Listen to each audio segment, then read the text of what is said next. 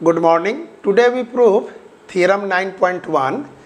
Theorem is कि parallelograms on the same base and between the same parallels are equal in area. Theorem का statement है कि same base पर हम जितने भी पैरेललोग्राम्स बनाएंगे वो पैरेललोग्राम का एरिया सेम होगा। कब? जब वो सेम पैरेलल के बीच में हो। इट मीन्स कि बेस भी सेम हो और जितने भी पैरेललोग्राम होंगे वो सेम पैरेलल लाइंस के बीच हो। ओके, एज फॉर एग्जांपल कि यहाँ पर दो पैरेललोग्राम है ABCD और दूसरा है EDCF, तो इस दोनों का एरिया सेम होगा, यही प्रूफ करना है। तो हम लिखेंगे सबसे पहले प्रूफ में इस तरह कि to parallelograms ABCD and EDCF on the same base CD and between same parallels CD and AF,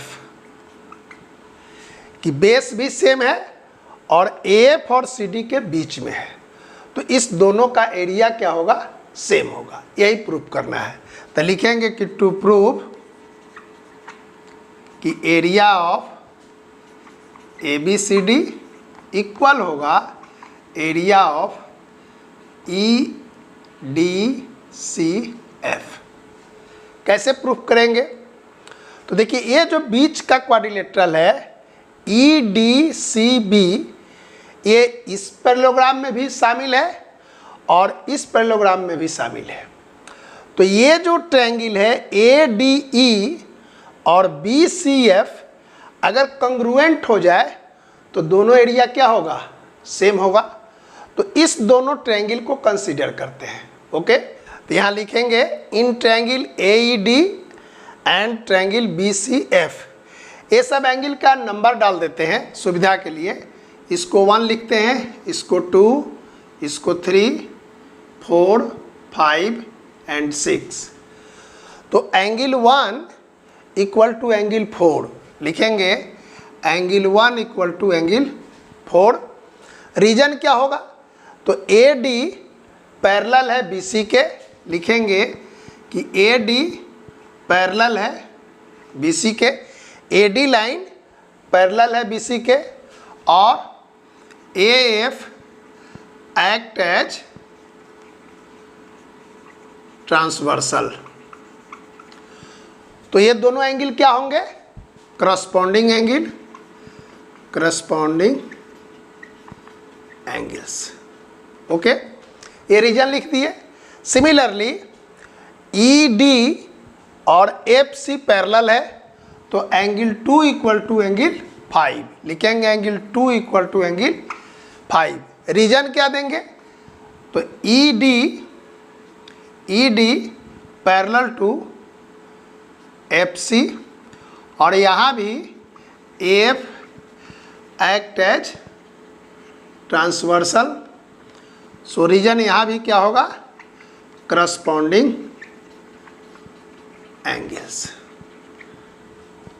तो देखिए 1 इक्वल टू 4 और 2 इक्वल टू 5, तो एंगल सम प्रॉपर्टी से एंगल 3 इक्वल टू एंगल 6 भी होगा। लिख देंगे कि एंगल 3 इक्वल टू एंगल 6 और यहाँ रीजन दे दीजिए एंगल प्रॉपर्टी रूल्स। ओके, और AD equal to BC, AD equal to BC। इसका रीजन क्या होगा? कि साइड्स ऑफ पैरेललोग्राम। यहाँ पर देखिए कि 1 के इक्वल है 4, 3 के इक्वल है 6, AD BC के इक्वल है, तो दोनों ट्रायंगल क्या होंगे? कंग्रुएंट होंगे। रीजन क्या होगा? Angle side angle. तो लिख देंगे कि triangle A D E congruence to triangle B C F और रीजन दे देंगे A S A by S. तो दोनों ट्रायंगल अगर कॉन्ग्रुएंट है तो कॉन्ग्रुएंट ट्रायंगल का एरिया क्या होता है, सेम होता है।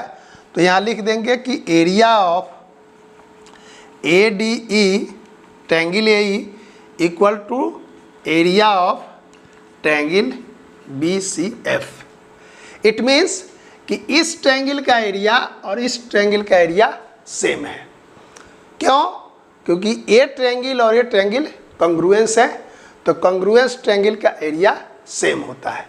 लेकिन हमको क्या प्रूफ करना है कि दोनों पैरेललोग्राम का एरिया सेम होगा, तो उसको आगे लिखेंगे, इसको नोट कर लीजिए।